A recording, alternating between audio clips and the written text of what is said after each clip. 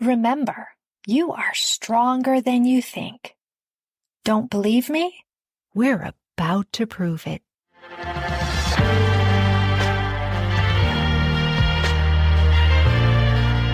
Welcome back. This is Jen Lee, creator and host of I Need Blue podcast, True Crime to True Life. As a survivor of armed robbery and abduction, I understand the trauma and triggers survivors experience.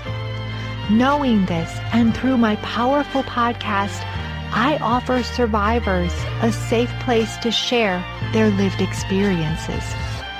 Survivors need blue to feel they belong, they are loved, understood, and my favorite, empowered. Please note, I Need Blue does contain sensitive topics which could be triggering. Please seek help if needed, and remember, you always come first. I Need Blue episodes can be found on Apple Podcast, Spotify, and many listening platforms, including my website, www.ineedblue.net. There, you will find all the episodes, valuable resources, safety tips, my newly released book and ebook, Why I Survived by Jennifer Lee. And if your passion is to learn to podcast, you will find a Learn to Podcast PDF available as well. I would like to thank Shar Good, the talented violinist who composed and performed this opening music. You can find information about Shar Good on my website. As always, thank you for listening. Let's begin today's episode. Strong, resilient, resourceful, and determined saved my guest's life, literally. Jennifer traveled to Turkey on a work assignment. She was well-traveled, understood different countries' cultural expectations, and knew enough of their language to get by. She was excited about this new adventure. It started with her living with her boss's female cousin. All was fine until hell broke loose one day, and she needed to find new accommodations. As Jennifer shared details of what followed, I found myself holding my breath, trying to imagine the scene she was describing, yet not wanting to imagine it. Several times she escaped sexual assault, which could have led to her being trafficked. Jennifer will share her story with us today. It will have you on the edge of your seats. We will discuss how she thrives and helps others now. She has a podcast, Trauma Rewired, Neurology and Somatic Healing with Jennifer Wallace and Elizabeth Kristoff. The podcast teaches you about your nervous system, how trauma gets stored in the body, and what you can do to heal. It can be found on many podcast listening forums, including Apple Podcast. Jennifer, thank you for being my guest today, and welcome to the I Need Blue podcast. Thank you so much, Jennifer. I'm so happy to be here with you and to connect with you and your listeners. It's a really pleasure. Thank you. I am so thrilled to have you here as well. We've had some awesome conversations and getting to know each other. And like I had stated in my introduction, is when you started to tell me in little pieces of your story, I was in awe. I'm so glad that, number one, you are here and you are safe and you're in a spot where you can share your story. But not only that, you've found a way to help others as well. I really feel like that second piece really feels purposeful. You know, to be able to share the story and share it from a place of groundedness and regulation, whereas like telling it isn't going to dysregulate me any further or send me into something protective like a binge eating episode or something to find the safety back again in my nervous system after sharing such a big story. And it's just so relevant. Absolutely. It's situational awareness in today's world, especially for women, whether you're traveling abroad or even if you're just going for a walk in your neighborhood. It's so important to be aware and to know the signs and to protect yourself. Yes, absolutely. And thank you so much for your introduction. We share an experience that's kind of like same church, different pew. We're in a small population, what feels like a small population, although hundreds of thousands of people worldwide are affected by violent crimes, sex trafficking, violent sexual assaults, and all of it. And like you said, women in this day, I mean, you just can't be aware enough of your surroundings. Absolutely. And while you bring that up before we start sharing your story, this happens way more than we think. And so doing your podcast, has that kind of opened your eyes up to that reality? Yeah, I think it has. And I think what it really does too is women knowing this story and knowing that I'm pretty open about really any of the body boundary violations I've experienced in life. I think as someone who's a guide in the healing arts, I want women to feel really safe with me. And so sharing these stories, I feel like is really foundational for the work that we can do together because they know that I've been through it. I'm on the other side of it too. Well, thank you for all of that. And you said body boundaries. I've never heard that before. I made a little note of it. Yeah, we talk about body boundary violations a lot. From our perspective, when we think about body boundary violations, we think of that on a spectrum. And on the low end of the spectrum might be someone just looking at my body, objectifying my body, or maybe even talking about my body, right? We live in a culture, once again, women have been subjected to a lot of people talking about our bodies. Even that can trigger an emotional flashback in my body of a thread. If that thread gets pulled of that body boundary violation where I feel like the man in front of me has that like a predatory energy to him, he's going to spin me out. I mean, he's just going to totally spin me out inside because that objectification of me is going to trigger a body boundary violation, maybe like the story I'm about to tell in Turkey, or maybe another time where I was sexually assaulted, even like in my early childhood experience, right? So there's all these lived experiences from my early childhood to, well, body boundary violation can happen basically anytime you walk out of the house. We always have that opportunity, but it's about how can I manage that activation from a place of higher consciousness now so that activation doesn't then totally spin me out and spiral me. That is fascinating. You are teaching me something and you have put into words something that I have been trying to figure out for a long time. I could have another whole episode and we could talk about that, I'm sure. Awesome. I love it. Thank you. Thank you so much for that, for saying those words. Yeah, you're welcome. All right. Now let's move on to your story and Turkey. Okay. So I was 32 years old and I was living in London for 4 years. I had gone there for a fine arts degree and I had graduated and about 2 months later went to Turkey. I was going to Turkey by way of an opportunity. I thought I was about to live my dream life. I deeply believe in education, especially for young girls in third world countries and developing countries. And I also believe in water. So I thought I was joining forces with a foundation that was going to support these two things. And then I also would be able to support my traveling habit and my art career and all of it. So I really thought I was accepting my dream job. And I went to Antalya, Turkey. It's a beautiful place right on the Mediterranean. It's gorgeous. The food is incredible. And it's kind of a hotspot tourist destination. It was like 92 degrees every day. I loved it. I loved the Mediterranean. I mean, I just love the water.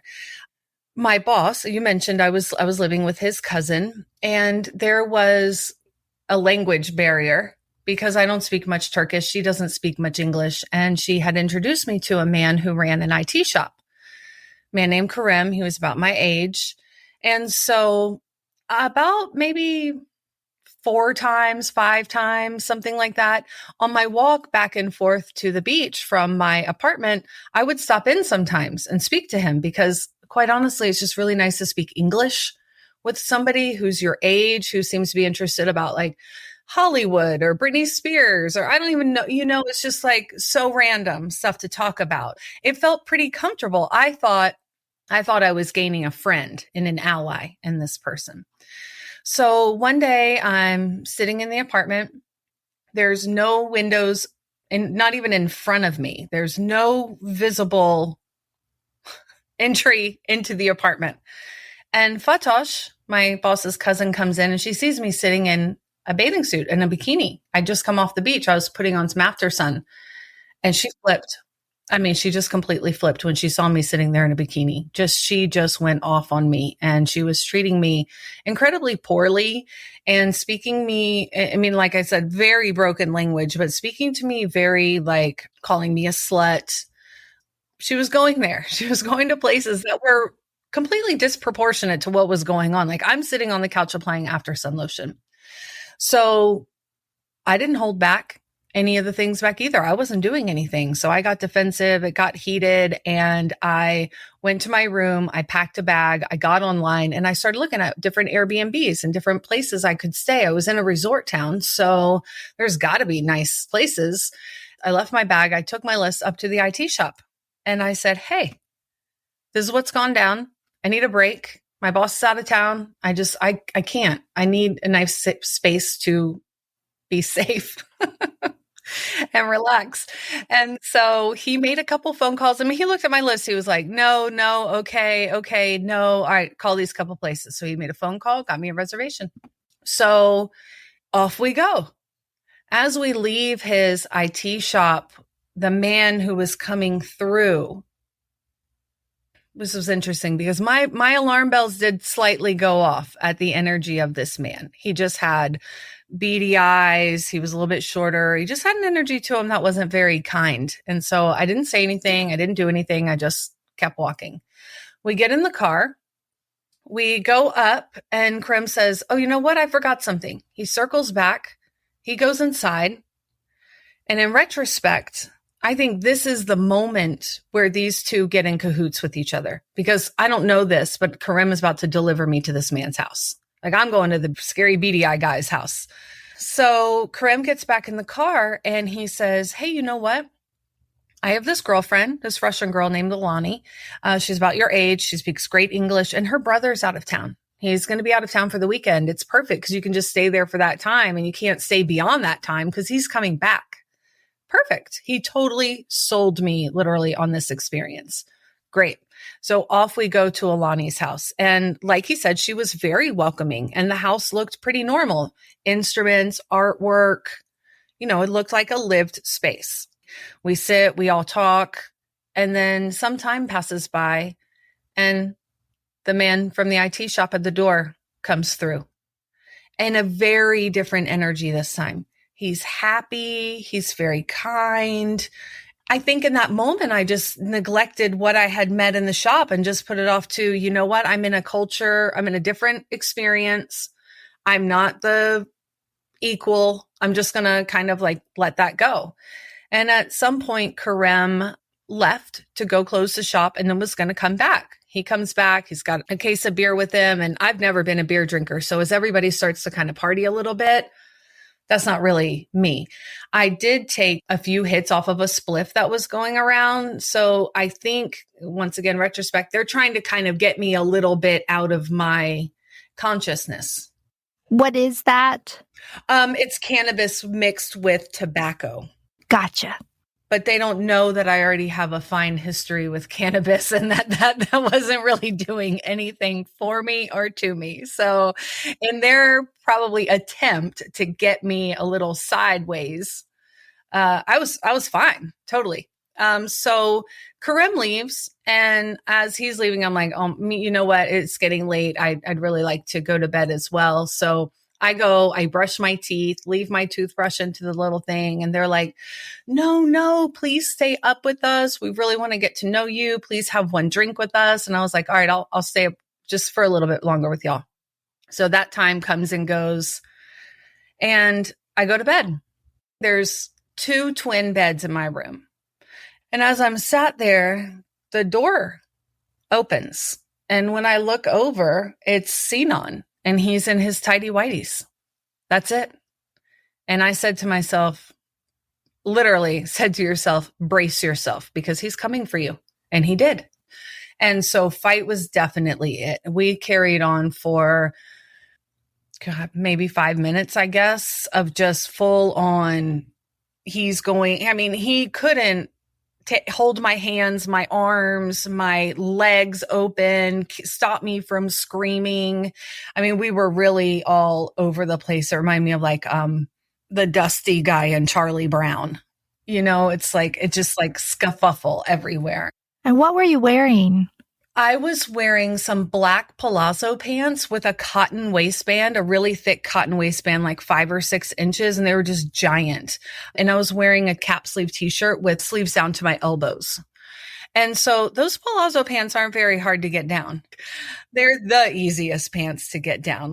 He was going there very easily. I just continued to fight and scream. And at some point, I don't know why, he just stopped. He just stopped and he left the room. And I was like, oh my God. And now comes the flight. How am I getting out of here? First of all, I changed clothes. I put jeans on because I felt like that was just a more secure.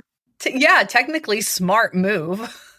I changed my jeans. I put on another t-shirt on top of the one that I was already wearing. Just once again, I think just to have more barrier. There's 2 windows in the room. When you open the door, there's one in front of you. And at the bed that I was on, there's one in front of that. So I grabbed my passport, my telephone, and I'm looking out the windows. Like, how am I'm only on the 2nd floor. I do know that. So that doesn't seem too very far down. I don't know. But there's nothing there to catch me. And I'm not 2 stories up. I'm more like 5 stories up because it just drops down. I think, okay, well, you're not getting out of one of these windows, but when you get out of the house, you'll have your thing. So I dropped my passport, dropped my telephone. And to this day, of everything I know of the retrospect and the reflection I can look at, this is the one part that I cannot figure out. I dropped my things. I've changed my clothes. Now I'm just like, okay, all right. I'm just like taking it all in. Here he comes, busting through the door with my passport and my telephone. And he's pissed. He is screaming at me something in Turkish I can't understand. And he just basically starts to punch me. We go back down onto the bed. And this time the fighting was way more intense. I mean, the energy behind his aggression was much different. And I'm also, this time, I'm screaming for her. I'm screaming her name. Like, please come here and help me. And at some point she does open the door. She opens the door.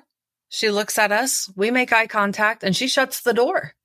And in that moment, I know, like, you're alone. She's in on this. Like, this is like continuing to escalate in the gravity of sort of what I'm involved in this moment. There was a moment during this second attack where he gets my jeans a little bit down. And I remember listening to an Oprah episode one time where there was this elderly Black lady who'd had her home broken into in the middle of the night. And she found herself awakened by the attacker on top of her. And she grabbed him by the genitals so hard that he begged her to call the police. And I thought about that lady. I thought, I'm going to try that because he's just wearing tidy whities. I think before I applied the correct amount of pressure, he was already sort of onto what I was doing because he was just, oh man, he was mad. And he got me pretty hard at one point. And I remember thinking to myself, like, he's much stronger than you are. How long can this go on? I mean, he's a little bit shorter than me, a couple inches, but he's bigger than me. He's got sausage fingers. I mean, he's got big hands.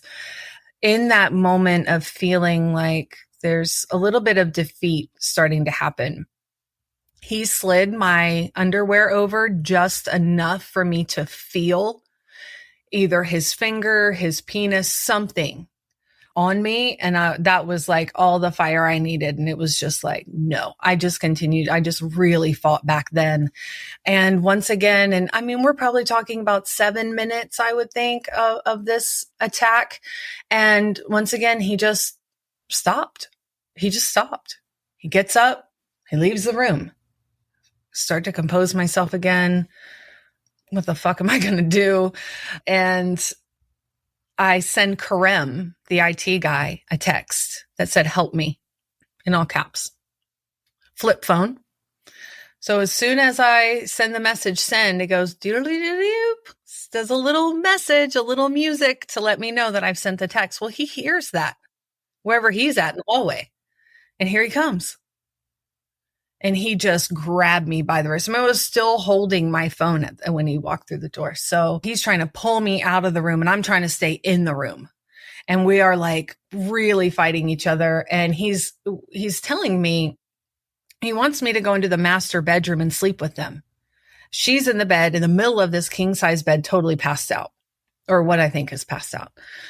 He finally gets me out of the hallway, shoves me into this room, walks me to the far end of the bed, and puts me down. And then he's just like, goes off. So I'm sitting there and I'm just like, I start to lay down on my side and I'm trying to watch him over my shoulder just to keep an eye on him. Cause it's so, I don't know what's happening. It's pretty erratic and obviously not safe. So I laid there and I just like cried on the bed skirt, leaving some mucus, leaving some tears, leaving my DNA. And he's in and out of the room and he's carrying around this key, these like set of round keys that looks like something of a junkyard. You know, like all the keys, it's like 1,000 keys. He's got that. And he puts it on an ironing board under a pile of clothes on the ironing board. So I'm just like, okay, well, that's not an option. But her cell phone is right here on the bedstand next to me. So I take it, I power it off, and I put it in between the mattress and the bed skirt. And I just laid there waiting for him to fall asleep and laid there for hours thinking about, do I try and go off this patio door? Like, should I try and sneak out of this room? Like, we're talking about like 5 hours of just like contemplation. And at some point I've been monitoring the pace of his snores for a while. And I'm like, okay, going to try to get out of here. I'm going to try to get out of this room first. So I so slowly begin to get up and I'm looking for weapons everywhere because if I start to wake him up, I've got to just grab anything, right? I start to slowly creep out of the room and their door was open slightly. I had to open it just a little bit and I've got one eye on him. I slink out of the door and I'm like, oh my God, now I'm in the apartment. First thing I do is go grab a glass because I thought that's a weapon. I'm going to break this. I'm going to shove it into his throat. That's going to be what's going to happen here. So I grab my glass and now I'm like walking around the apartment. There's a little camera from the night before where we'd all taken a picture of the three of us. And I'm sure that was, look at this girl that I've got now. I go out onto the balcony and I'm like, okay, I'm going to have to jump down this balcony. I'm going to have to lower myself. I got to like figure this out. And it's marble or something down there. So once again, like not a soft landing. And I've never jumped off of a balcony. All this stuff is going through my mind. And because, back to Oprah, Oprah was my babysitter in the 80s. And I know from John Walsh, we don't go to the second location. I have to get out of here now.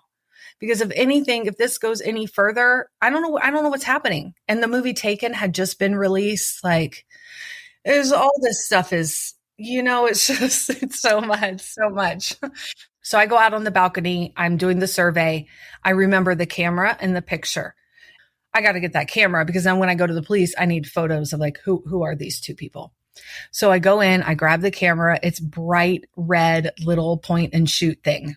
So I can't throw ever a day in my life. I don't know what in this moment I was thinking, but there's a giant agave plant, probably about 20 yards away, 10, 20 yards, something like that.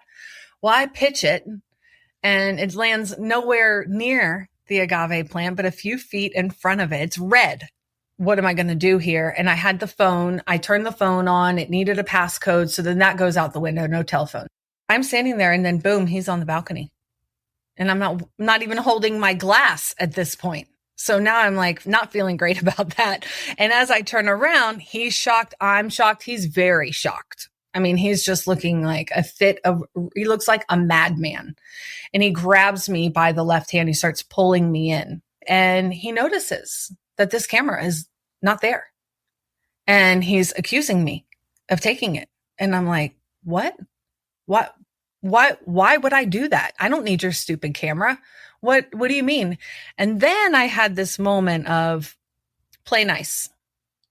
Try the play nice. Maybe this whole thing is just a misunderstanding and he's just going to like open the door and everything is fine.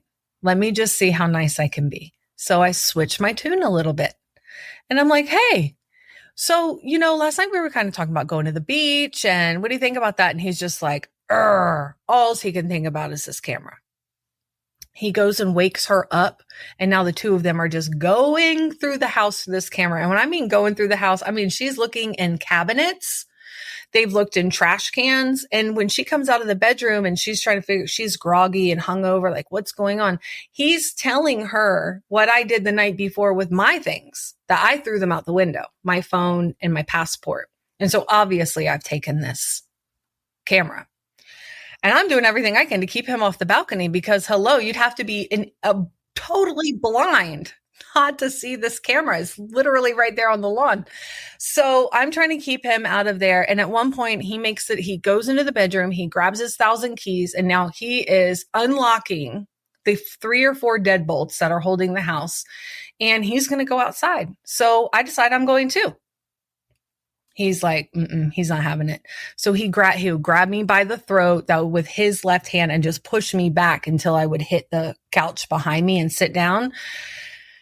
And as soon as I popped down, I was right back up. So keeps getting a little bit more aggressive, but he goes out the door. And then on the other side, he's locking us back in. Alani goes to the bathroom I was brushing my teeth in. And I'm like, Alani, you have to help me. You have to help me get out of here. Like what? And I'm freaking out. I'm trying to be reasonable. I'm trying to reason with her. And she's just like, you're making it worse. Just calm down. Everything's fine. Everything's not fine. Just tell me where your keys are right now. Help me get out of here. Like, I gotta go, Alani. And now here comes the keys. He's back. So I'm there. I'm standing in the hallway. He comes down and more arguing, more everybody together. It was like watching charades in a language that I didn't quite understand, but I knew that they were talking about me. At one point, he goes back to the bedroom. She's in the kitchen. She's going through drawers. It was crazy. And I remembered from the night before that she had cut a loose string from his t-shirt with a small pair of scissors, bigger than nose trimming, not as big as like standard, right? Just like probably a 3-inch blade, something like that. And they were under the sofa table. So while everyone was distracted, I went and grabbed those scissors and I put them beneath the back of my bra strap where it clasped. And when he comes back from the bedroom, he's holding my passport. And I'm like, oh, great. My passport. This is always so confusing. Like, what's going on here? So I put my passport in the side part of my bra. And as he goes to walk out the door again, I'm right on him. He grabs me by the throat, pushed me down, and I just decided this is enough. It's you or him, and it's not going to be you. So I grabbed the scissors. I'm holding them in my hand, but I've got the blade going up my right forearm, and I just had my arm down by my side. And as I popped back up and grabbed them, and he turns around now, he's grabbing me by the throat. And I mean, like I said, it's just getting more aggressive. And so I took the scissors out and I stabbed him 2 times, once in the throat and once in the face on the nose. And from the nose, I just dug as hard as I could into his face. And at that time, the first time I hit him, he's like realizing what is happening. And as he's got me by the throat, he releases just enough to try and like, hit me in a really short space, but everything is happening very slow motion for me as I'm watching this scene unfold, where I'm sure for him things were much different. But luckily, I was watching that fist. I mean, he just barely missed me. I mean, I think he really would have probably broken my jaw, quite honestly, had I not had thankfully, the slow motion. He is just bleeding out everywhere. I don't know how to describe this, but there's a soft spots on your neck, right? If you're going around your throat, they're just soft spots. There's a reason why there's a particular way you hurt someone in the neck area. Because I just did a puncture, a giant puncture wound, basically. So he is bleeding out. I mean, he is pissed. I'm back down on the couch now, watching this whole scene unfold. Alani is cleaning. She's got rags. She's cleaning up blood. She's bandaging him up. He's looking at me. He's raging. He goes to the kitchen. He grabs a 9-inch carving knife and he gets right up on me. Before he stands me up, he is wielding it over me like psycho. He's just pretending like he's coming at me with this giant knife.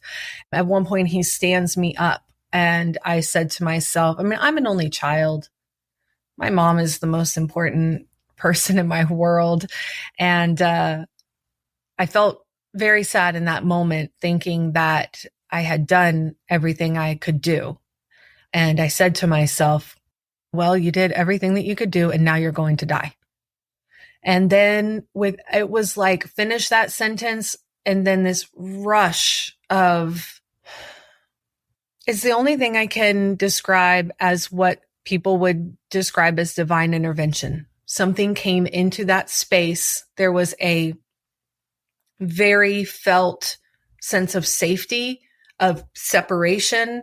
And in this moment of me, the next second was, no, you're not going to die. It's like something came in and told me that. And so he sits me back down and he starts making some phone calls. He looks at me and he says, the police are coming. And I'm like, oh, another interesting turn of events. The police is coming. I don't know what that means. Here comes a young man, roughly our age, in his 30s. And he was in blue board shorts and a pink Ralph Lauren polo. And I'm like, this doesn't look good. They're probably going to kill me somewhere in the middle of Turkey, nowhere to be found. I don't know what kind of cop this is. Once again, the charades, they're talking, the guy's looking at me and looking back. And I'm just like, oh my God. And then he tells me he's going to call Karem, the IT guy. I'm like, great. Okay. So here comes Karem. Same thing. Karem comes down, he sits in front of me and he goes, Jennifer, what did you do? And I said, listen, you need to get me out of here right now. And he was like, this is very bad. I was like, it's very bad. Very bad is an understatement, Karem. I need to get the fuck out of here. Now, for real. And he looks at me. And as we're talking, Sinan is still walking around and he's still holding the knife. He's just walking around with it casually now, at his side. So as I'm talking to Karem, I'm eyeing the knife and back to Karem, eyeing the knife and back to Karem. And finally, he gets that message. He gets up, he takes the knife from Sinan. They go off. He comes back and says, go get your things. So I go pack up. I'm in a Quicksilver duffel and I'm walking down, and to get down the staircase is a massive marble spiral staircase. I've got the duffel bag on my left side as we're spiraling down, and he's behind me. Karem's in front of me. And I'm thinking I'm still bracing. I'm worried that he's going to push me down this flight of stairs. And so I've got the duffel bag there ready, and we get into the car, and Karem looks at me and he was like, he's asking about a camera. I'm like, I don't have a clue about this camera. And in the meantime, I think I'm coming back for the camera. So off Karem and I go, and he doesn't take me home at first. He takes me down to the beach. It's 10 a.m. I get a coffee. He gets a beer. Everyone's looking at me so strangely. I think I'm just in jeans and a t-shirt. So we go sit down and he starts telling me basically how bad I messed up, what a scene I've caused. And I'm like, Karem, this man tried to rape me. Do you know what rape is? And he's like, yeah, I know it is. I'm like, no, you do not know what rape is. So take me home. I would be on the first flight back to London. I'm going home. He's like, you're not going to the cops? I'm like, hell no, I'm getting out of this country. No, I'm not going to the cops. I'm getting on a plane, which of course that wasn't true either. When Karem dropped me off to my apartment, the way that it's set up there in this particular space was there was a little bit of a lobby, and then I was on the 8th floor of like 10 floors, and there's no way down. There's one way in and one way out. And there's a buzzing system, but you don't get to know who's down there. You either buzz, and then the person in the apartment decides I'm going to let in the stranger or not. I waited in that hallway, waited for Karem to leave, because there was no way I was going back up into the place where they know where I live, and I have no way out but down. So I knew neighbors in the exact floor in the opposite apartment of me in the next building. So I went over and I went to their apartment, and they buzzed me up, thankfully. When they opened the door, I just wanted to fall into them, but they were like, whoa, pushed me back. And I was wearing a yellow, not jersey material, but the color of a Brazil jersey. So like the bright yellow and green. And I was covered in blood. That's probably why everyone was looking at me so strangely at the beach getting coffee, because I was covered in blood. Why Karem wasn't worried about that is beyond me. But I got myself together. I changed clothes, put my clothes in a bag for the police. I called my dad. At this moment, too, I don't know what Fatash's role is in this whole situation. Who are my allies? I don't really think I have any in this moment. And I only know these neighbors, and I know the mayor and his daughter. And she's 14. She spoke English. She was my next phone call. Called my dad, and I called her. And took a cab over to the mayor's house. And when he arrived home, him and his brother, they took me to the police. What was that car ride like? The cab ride from the apartment to the mayor's was really sad. It was washed in shame.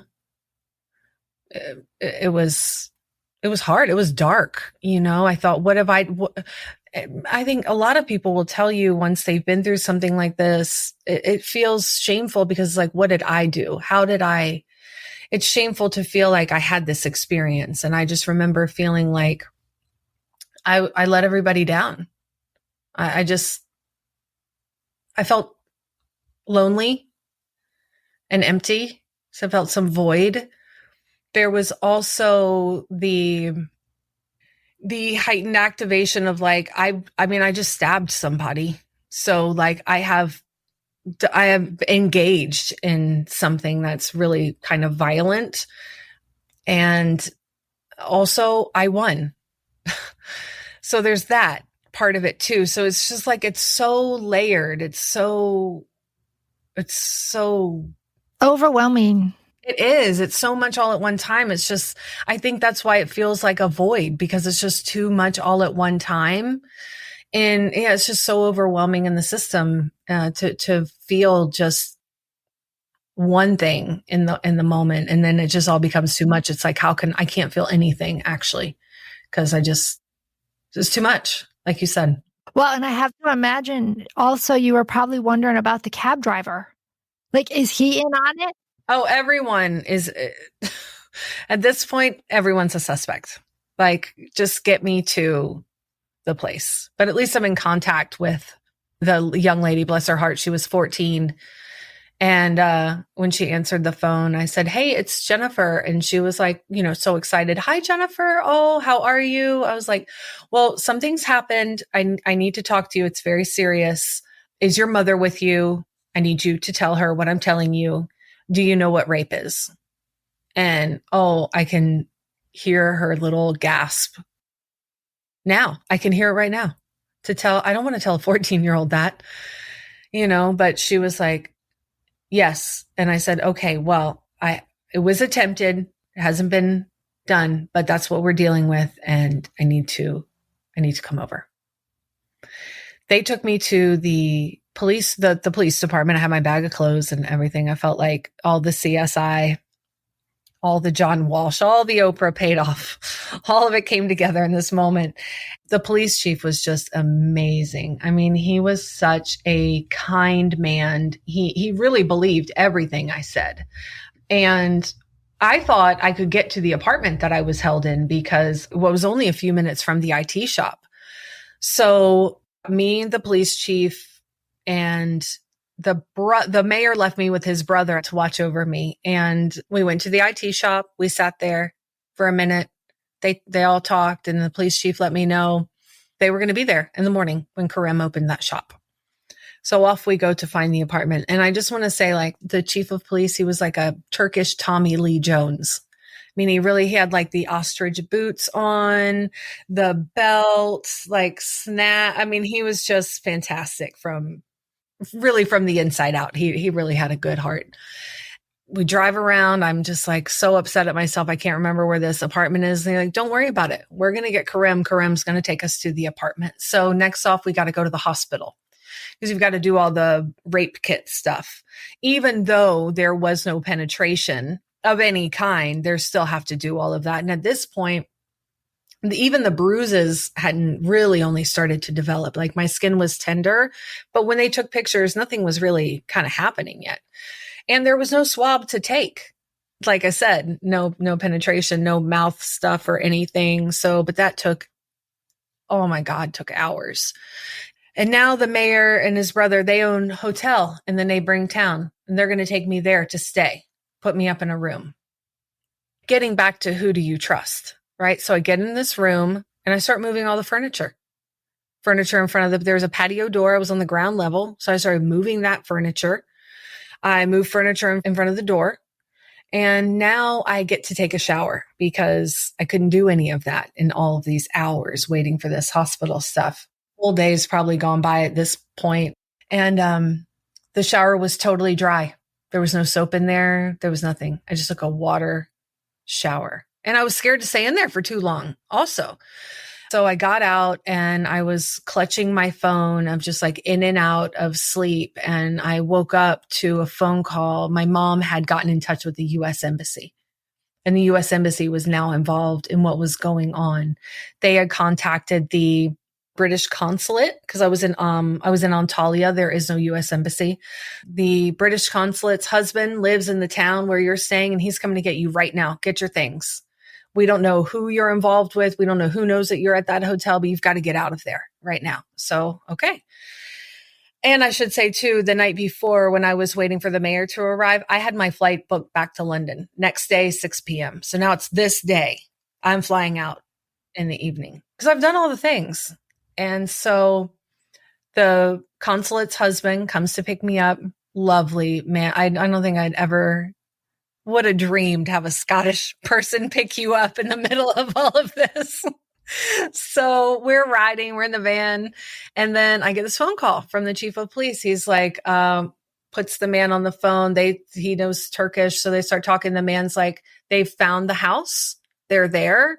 And he wants you to go there. The people who took you are gone, but they're at the house. And now you need to go there. So he intercepts me, the police chief. We go there. I put the booties on and we start walking around. I really got a different view of where I was because like I said, in my bedroom, there were 2 twin beds. They were both children's comforters. One looked like a little space guy for little boys, something like Nickelodeon or something. And then mine was a really flowery young girls.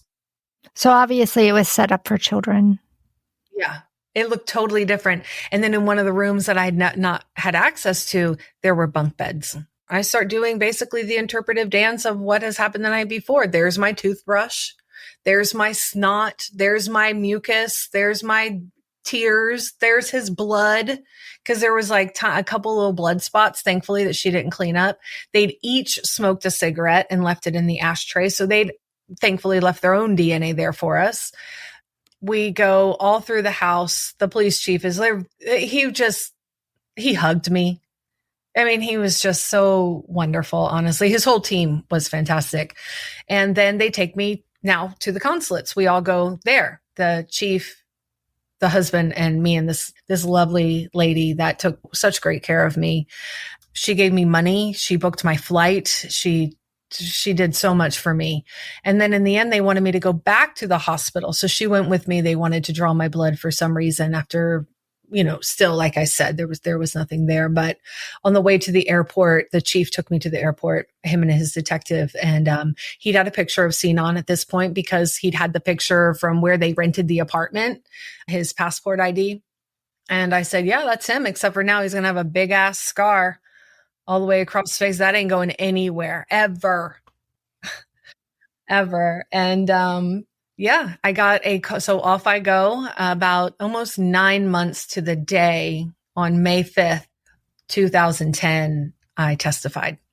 They'd caught him at some point.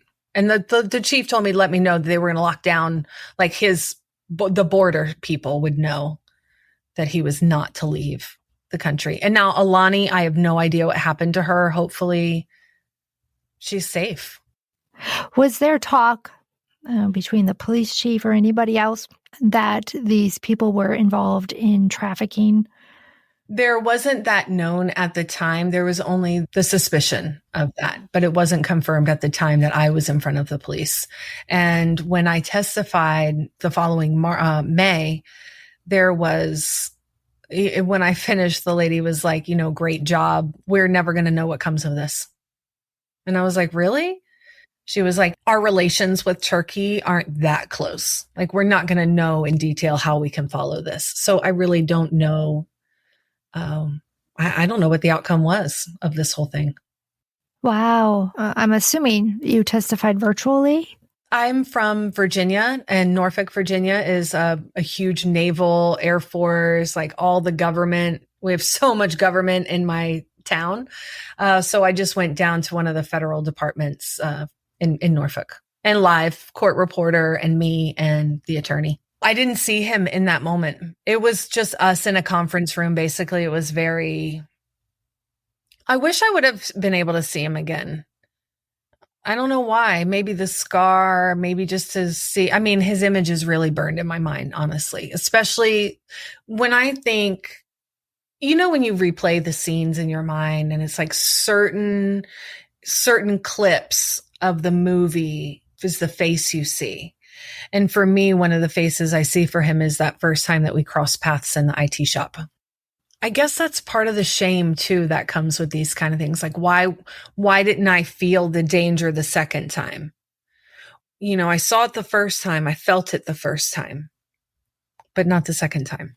But I think that, I don't know. I think in saying that, I also have, I think, this perspective, or maybe this just like understanding now that being there in this experience, it was just part of my story. It was just something that I was supposed to live through, maybe to talk about, to bring awareness to. So I left Turkey with bruises. I experienced divine intervention that put me on a whole new spiritual path, one that I did not have before. I mean, that was really a great blessing to experience that. So, and you remember I was saying too, like, I was going to break this glass and shove it into his throat. Like, I probably would have killed him. And thankfully I didn't also have to experience that, even in my own defense. Had you ever thought about what you would say to him? I think I would have more questions than what I would want to say. I just would want to talk. I think it'd just be more curiosity. Why are we even on this path, dude? Like, I don't know. It's so layered, I think, too, because it does bring in a spiritual aspect. Absolutely. And, I also want to say, going back to, the first time you saw him, you were like, something's not right. And then the second time you met him, you're like, wow, he was really nice. We want to think the best of people. Mm-hmm. Yeah. I always want to believe that people are good, and I mean, my radars go off. And sometimes I'll just look at someone and I'm like, that's not a good person. And I'll walk away, but like sending that with love to you, like, I can feel something's off here. You're not a safe body, but my alarm goes off and I'm just going to walk away. It's not going to hopefully be too big of a deal in my body, getting back to those violations. divine intervention, your journey and faith and all of those things. Let's delve into that a little bit. Sure. Yeah. I love this part of the experience. I wasn't anyone who grew up with religion, or I didn't really understand Jesus or just any of it. And so this is the experience that really opened me up to wanting to understand more about the something greater that really connects us. And I have one of my mom's friends always tells me, even when I was a little girl, she used to always tell me, you have angels. And in that moment, it really felt like maybe I do have angels. Like, what is this? How can I explore this? And so I learned to meditate.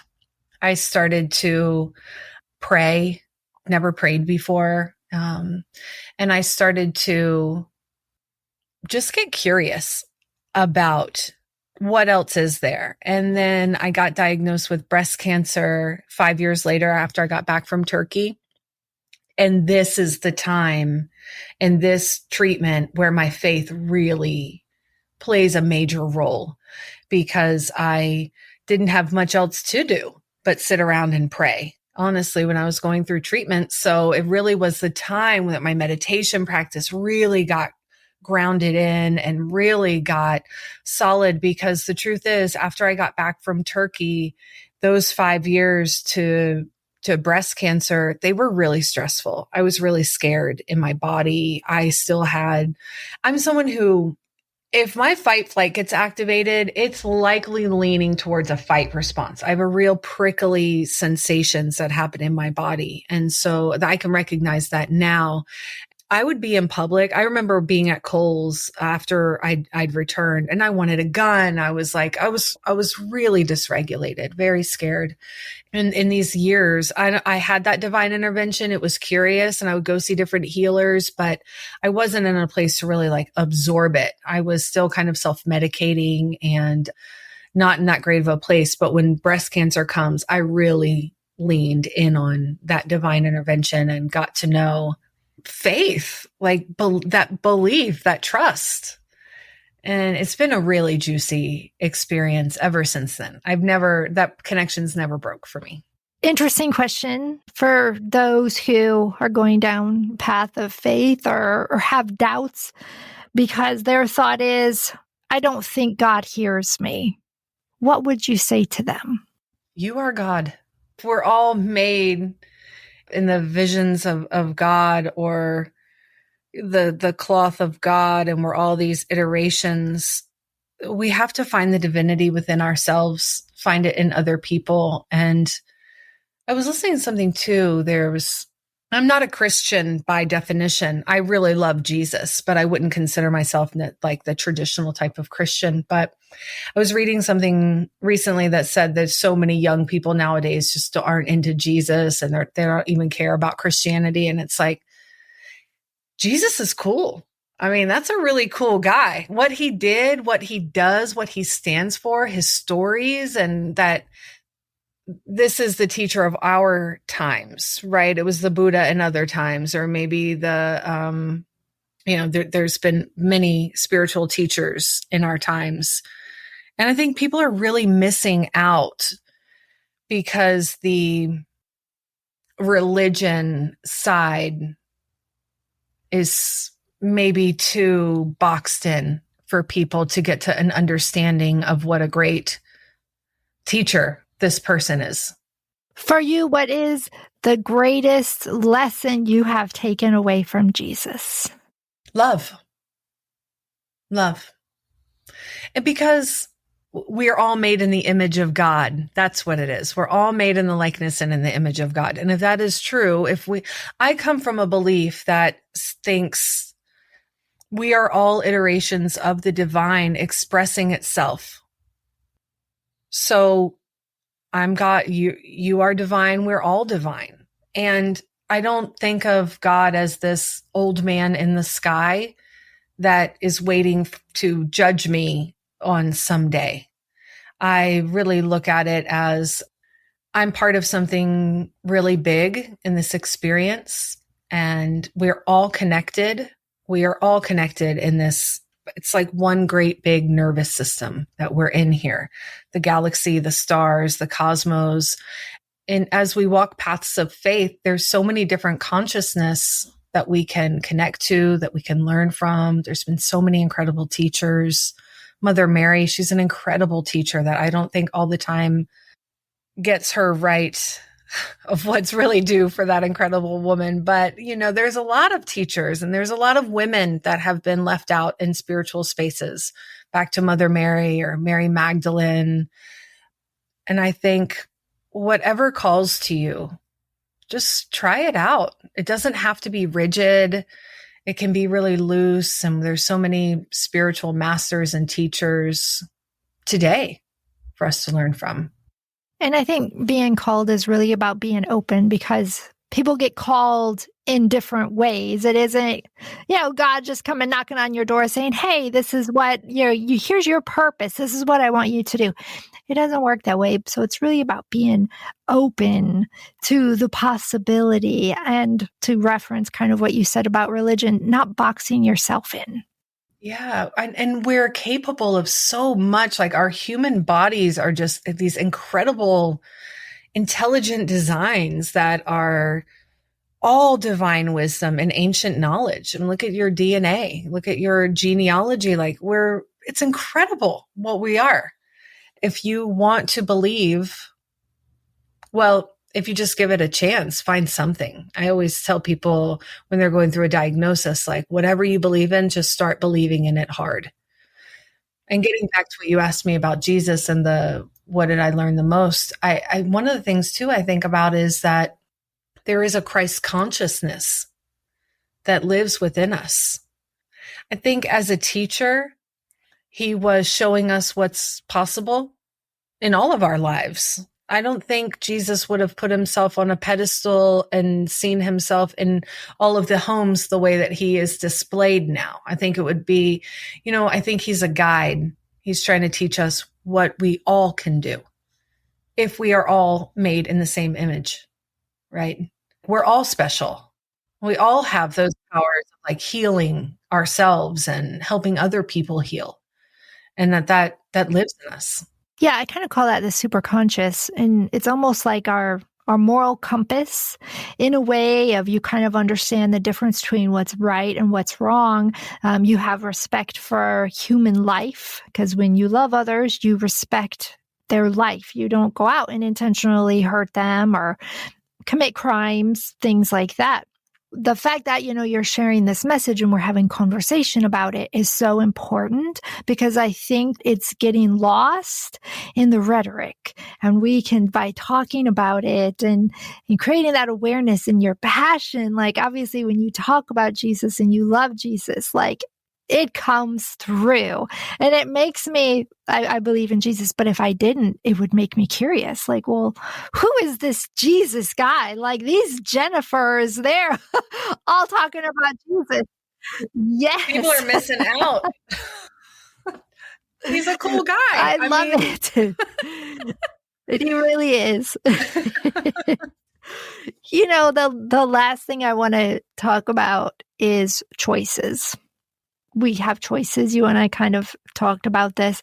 You had lots of choices to make during your whole incident of, am I gonna choose to live or choose to die? Am I gonna fight? Am I not gonna fight? And then even later in life with your breast cancer, we make choices every day. We don't give enough credit to how important choices really are. So let's talk about that for a minute. Okay. Yeah, I love it. Choices. There's this idea of the present moment, right? That when we're present, everything is possible. Anything is possible in the present moment. And I think that's made possible by the choices that are available in the present moment. And that when we're here, when we're embodied, when we're attuned to the people with us, to the experiences, to the life that's happening, we can make choices that, like you said, it could go either way. Does this choice reflect the higher life of consciousness that I'm going towards, or is this going to diminish my system in some way. Like, what am I doing here? And when we have those, I think, higher states of consciousness, those front brain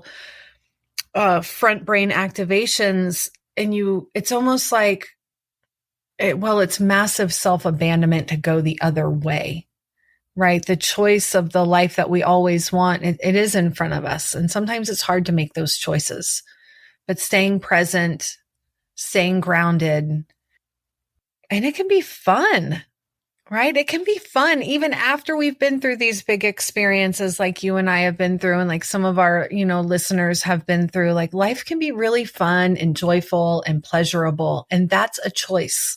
And sometimes that is a daily recommitment every day when I wake up. Thank you, gratitude, and what's on the day. I love what you shared. Thank you so much. There's a song I listen to by Tony Jones, and she says something along the lines of, my heart is beating for me every second of the day. And that's abundance. My breath, I breathe countlessly throughout the day, and that's abundance. That's amazing. Those are things we take for granted. I know, this beautiful body that we have, right? Absolutely. We just assume they're going to be there, right? You have taken your experience and used it to help others by creating this podcast. Can you tell us about that and how the listeners can find your podcast? Yes, Trauma Rewired. I co-host that with Elizabeth Kristoff. She's the founder of Brain-Based Wellness and the Neurosomatic Intelligence Coaching Certification. And Trauma Rewired is really a love story. It's a dedication to the nervous system, and it's really educational. It's a podcast rooted in science, but in that science, we also share our lived experiences. And we really, in season 2, we talk about the nervous system sort of as an individual, and like, what is trauma? How does it live in the body? What does it mean to have a fight trauma response that, like I said, is my go-to? Or what does flight feel like? What can that look like? What is freeze and fawn? And what is perfectionism as a trauma response? Or what is dissociation, right? So we break down each thing individually. And now we've just launched season 3, where we're looking at the brain as a social organ and how we are developed within the neurobiology of relationships and the neuroscience of relationships, the way that we connect, the way our attachments are formed from an early age. And it still goes through the lens of complex trauma. But it's more of a, like I said, the nervous system as a whole, as society, culture, our relationships to all of it. So if somebody listening, they're like, how do I know what my nervous system is doing? Like, what is the first step you would recommend them to do? I would recommend you listen to the podcast, honestly. Available where all podcasts play. Like, it's a really easily laid out for y'all to learn, like, the foundation of your nervous system. And then if you're interested in the tools that we use and the tools that we talk about, then go to rewiretrial.com. We offer 2 free weeks on site of nervous system training, where we're there live teaching 4 times a week. And we love to be in community and answer your questions. That's great. That's awesome. That is a fabulous resource for listeners to, number 1, be able to listen to your podcast, but number 2, to have that community.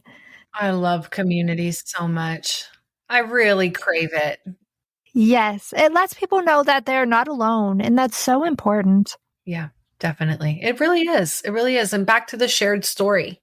It's important for us to share our stories. Mm-hmm. There is healing in sharing. Yes, and there's healing in community. And I don't think healing is done alone. Sometimes people think they might be stuck where they are. And you and I were talking a little bit before we hit record about the change that's always possible. Change is always possible. And wherever you're experiencing right now, it does not have to stay like this. You have an operating system that's your nervous system. And that operating system is trainable and it's changeable. And so I just don't ever want people to think like, it's just like this. I'm just wired this way. And this is how it is and how it will always be.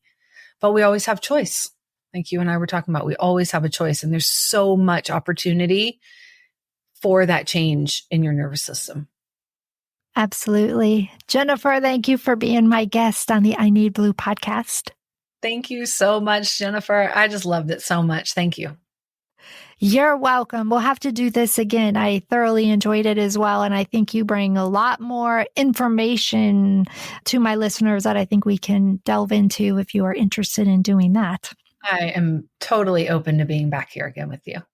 This is Jen Lee with the I Need Blue podcast. Thank you for listening today. You can find all of my episodes and everything you ever needed to know about the I Need Blue podcast on my website, www.ineedblue.net.